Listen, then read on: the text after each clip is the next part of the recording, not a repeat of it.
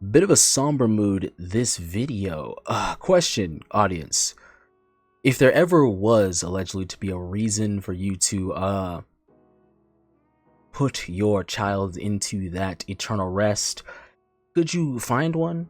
Well, this couple certainly chose an interesting one. And just reading the post here, it says that YouTuber, these individuals, aborted their child after finding out the baby had Down syndrome. That is certainly a challenging obstacle for some, and well, many of those who have that. But choosing to do that because of that, I think that's a bit much.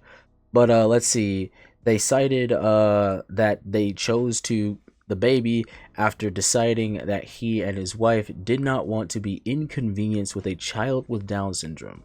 Please tell me that's not what they said. Apparently, this is a quote. Things have been pretty dark for us for a while, you don't say. And we felt this was gonna be a nice ray of sunshine. What is, I don't understand how people think sometimes, but the conclusion is, and it's not. The poster says horrific and selfish. An estimated 67 to 85% of pregnancies in the U.S. With Down syndrome diagnosis are aborted. I did not know that. That's a horrifying statistic. This is evil. Don't let anyone convince you otherwise. So we're gonna watch this 3 minutes, and then we're gonna go into a few texts that I just found I think are a bit appropriate to kind of remind us of the hope of God in cases like these. Not for probably the reason you think, but either way, let's get into it. Here we go. So we're gonna see the result. I have to download the official report. Abnormal insight result. Consistent with trisomy 21. No. What is it? Wait. Where are you saying that? Oh. No. Let me see. I can't see it. It says abnormal insight result. Oh, it showed 3 chromosome 21 signals consistent with trisomy 21 Down syndrome. Okay, so they're reading off these medical terms that conclude these particular results. Though personally, I don't know why they're doing the little, I don't know what is with people in the camera, because when you're having these sort of situations, it is weird that people would record themselves reacting to it.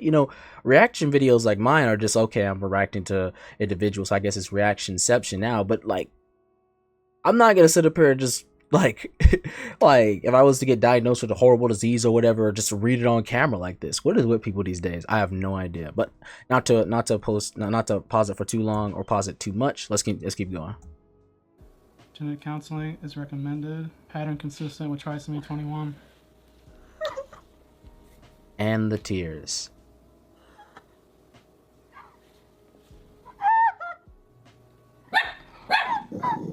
Hey.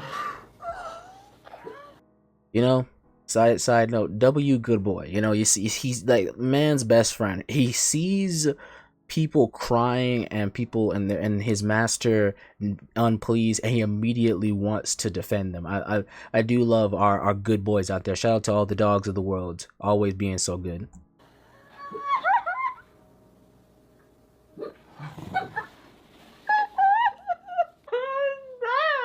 Not the result we wanted to see, guys. I started to get kind of a not good feeling just when the results were sitting here.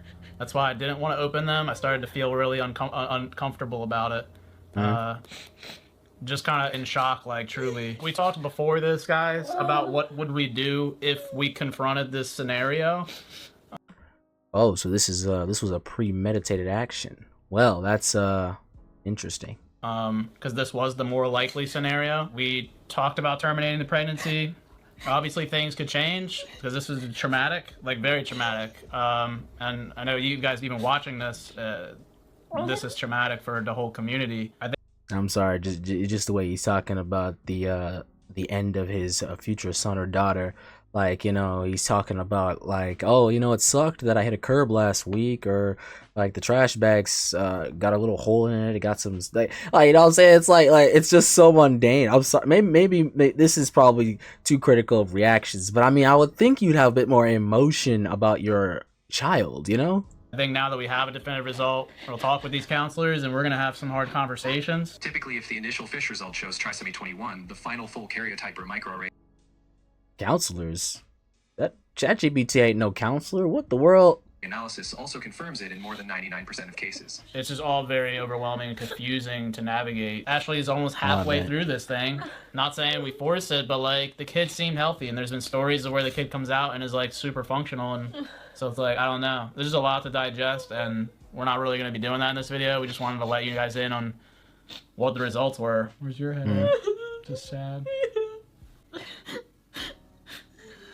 I have no idea why people record themselves crying. Like, it's the most performative thing ever. Because you gotta remember, once you're done with the whole crying session, even if it's authentic, you wipe away. It's like that one meme or that one TikTok. If anybody knows what I'm talking about, I can find it. I'll put it in the video. But it's like that, and then it's like post. Like, what are we doing, bro? I see the edits in between each shot. It's like, man. Bruh. Pretty dark for a while for us, and we thought this was going to be a nice little ray of sunshine, and it's not.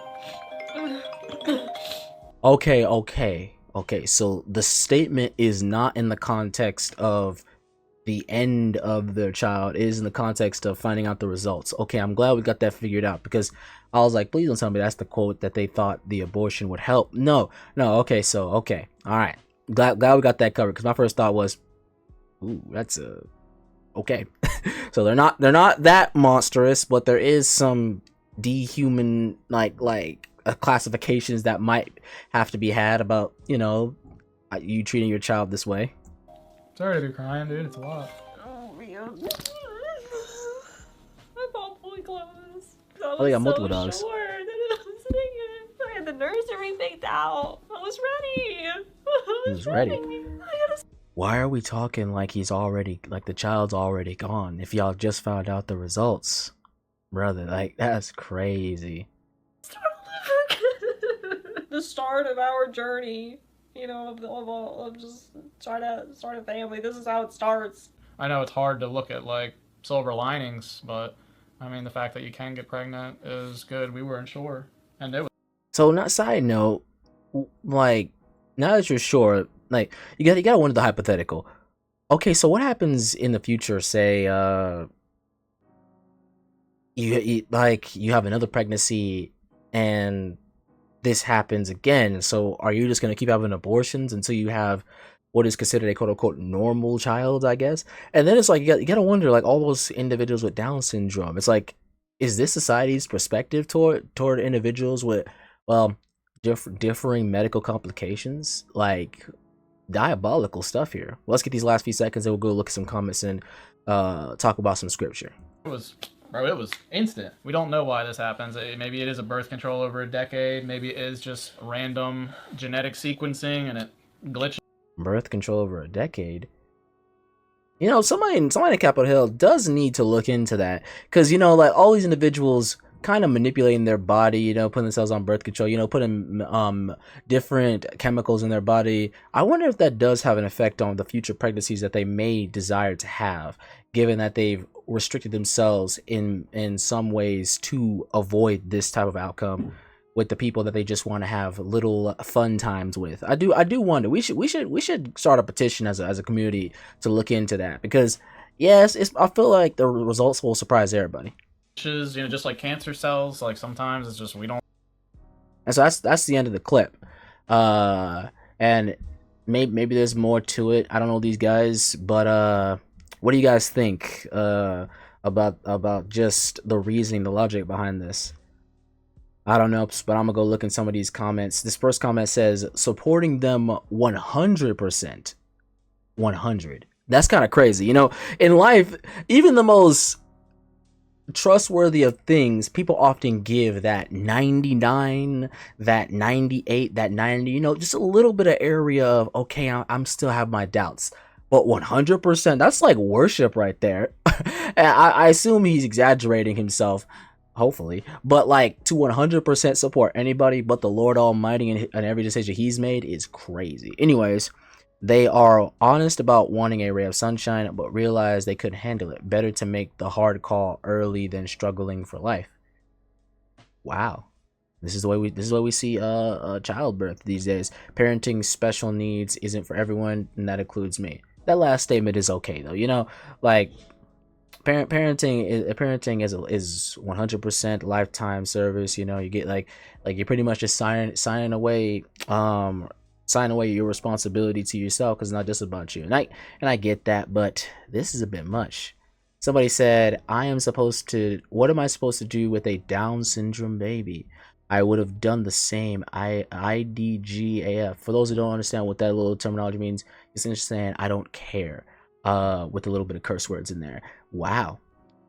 So this is interesting. Let's see, somebody said, nah, this is humane for both parties. Go adopt a Down syndrome kid if you want to make a change.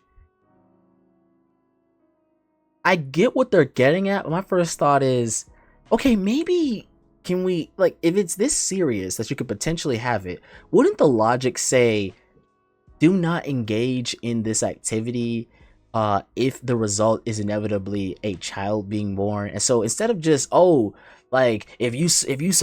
you don't like this, how about you go adopt one? How about we just not kill anybody? That's I feel like that's the most logical step. You know, let's not do anything that could potentially start life, so that we don't have to deal with possibly having to allegedly justify ending it. You know, like it's just that simple. But let's see. Somebody says, what is evil is you thinking people don't have the right to their own decisions.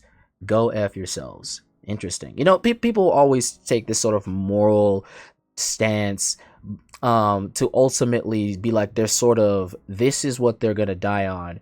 But I think that potentially society is starting to have a bigger conversation of, okay, you don't just start out like, you don't just spawn in these circumstances. No, there is a paper trail that led to this outcome. And I think that when people start to have that conversation, meaning you had every control of your body that led you to this decision making, I think the conversations are going to be refrained around, you need to start making better choices so that you don't end up in these circumstances. Women's rights are still their own. Their bodies are still in their control. If anything, they're like, women are overly, dare I say, in control of themselves, to the point where they're making potentially hazardous decisions, right? You know, some like we talk about getting addicted to drugs and overdosing and whatnot. I think you have a little bit of control over yourself that you're not ready to handle yet, and it shows in the circumstances you end up in, if we're being completely honest.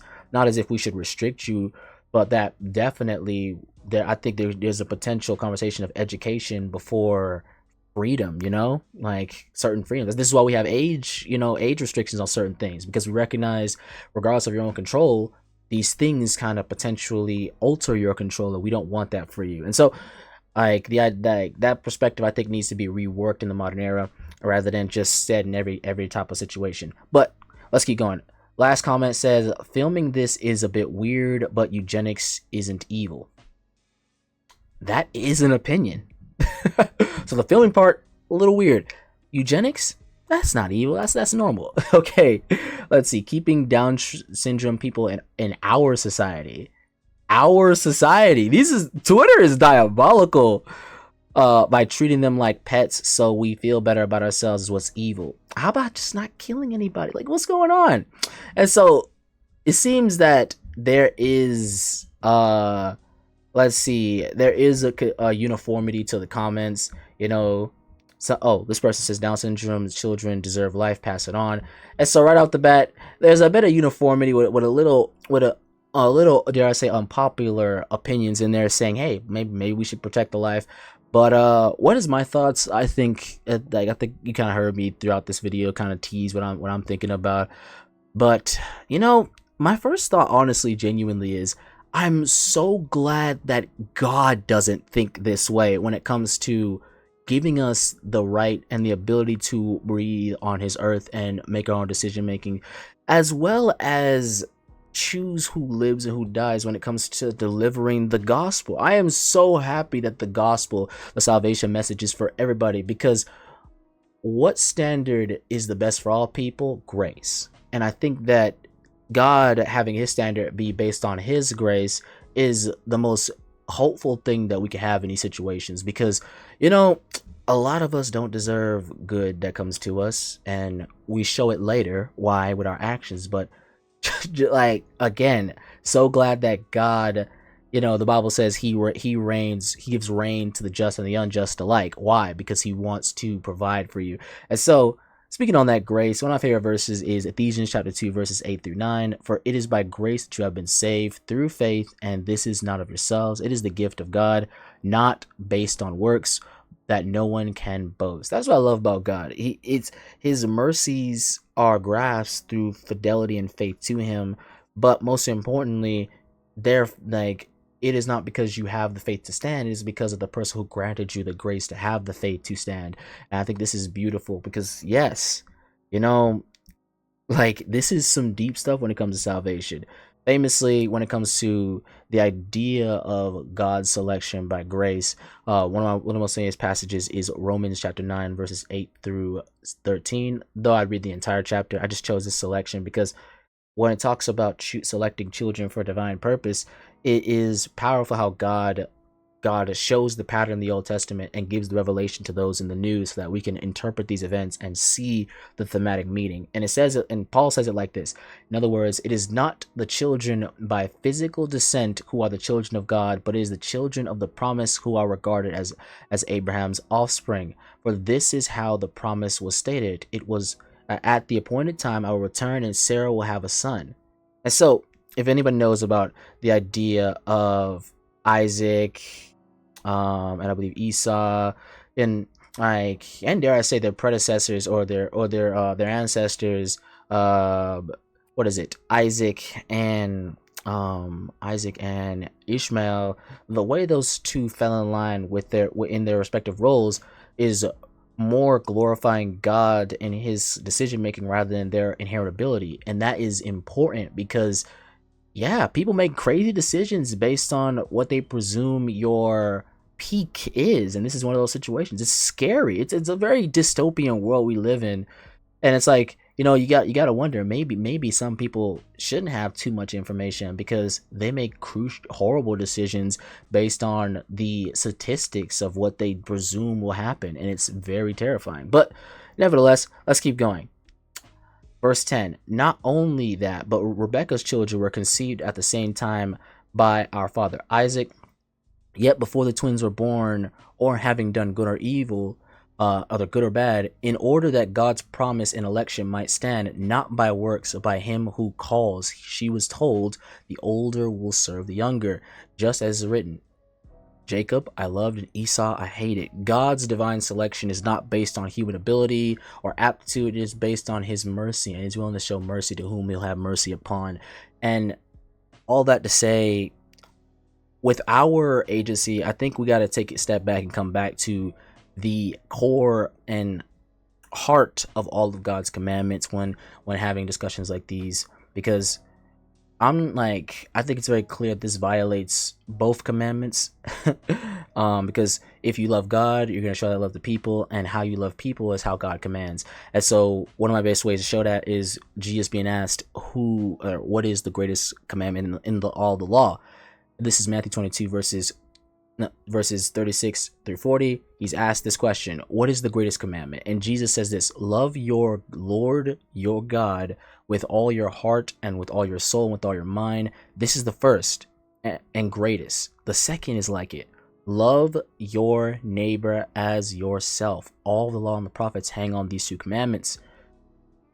How is this loving your neighbor as yourself, the closest neighbor, the most intimate neighbor of a mother, if before the child has even a chance to draw its first breath, you're deciding its fate? That's tragic. That's tragic. And so I'll end it there.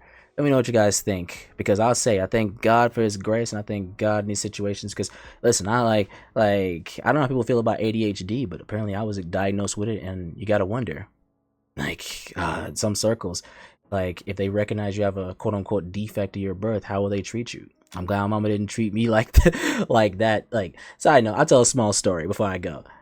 The government is a powerful tool that can help or hurt people. And one of the things I will say is, concerning my diagnosis in ADHD, I talk about this in one or two of my videos every now and then. My mother, she was informed to want to put me on all types of various things, right? Of all that would have leveled me out, but she recognized that those would have hurt me. And I'm thank God every day that in my circumstance, my parent defended my rights before I could even defend myself. But before the government wanted to dope me up with all types of things. And you gotta wonder how much our children strip the very rights that their parents should be defending them. Scary stuff out there. Scary stuff out there. But let me know what you guys think in the comments. That was a small little story that's close to my heart. Love you, Mom, when you see this video. But yeah, just a bit of a somber mood. Bittersweet. Bittersweet. Bitter because of the actions. Sweet because it reminds me of how good God is. It often takes a little bit of darkness to remind you and of how appreciative you should receive the light. And with that, I'll see you guys in the next video. God bless and stay blessed. And pray for these two individuals, because certainly we want them to choose better decisions in the future. That is what we want. We don't want unnecessary hatred and greed to destroy them. I know online can be rough. And so pray for them. Pray for them. With that, see you in the next one. Take care.